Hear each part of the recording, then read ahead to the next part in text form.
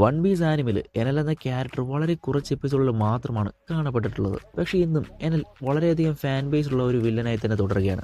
അതിന്റെ പ്രധാന കാരണം എനലിന്റെ പവർ അത്ര യുണീക്ക് ആയിട്ടുള്ള ഒന്ന് തന്നെയായിരുന്നു. അവന്റെ lightning based abilities almost God level എന്ന് തന്നെ പറയേണ്ടി വരും. കൂടാതെ അവന്റെ ഇൻവിസിബിൾ ഇലക്ട്രിസിറ്റി കൺട്രോളോട് കമ്പൈൻ ചെയ്യുമ്പോഴേക്കും ആ ഒരു പവർ മറ്റൊരു ലെവലിലേക്കാണ് പോകുന്നത്. പിന്നെ പറയേണ്ടത് അവന്റെ സെൽഫ് കോൺഫിഡൻസ് ആണ്. അത് വളരെയധികം ഹൈ ലെവലിലുള്ള ഒരു ഈഗോ ആണെന്ന് തന്നെ പറയേണ്ടി വരും. അവൻ സ്വയം ഒരു ദൈവം എന്ന രീതിയിലാണ് നമുക്ക് എപ്പിസോഡുകളിൽ കാണാൻ സാധിക്കുന്നത്.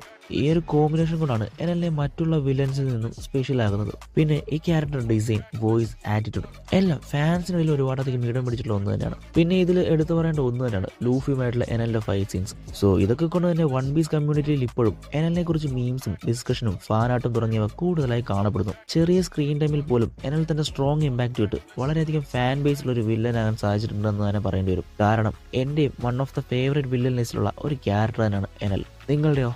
Let me know in comments. Sayonara.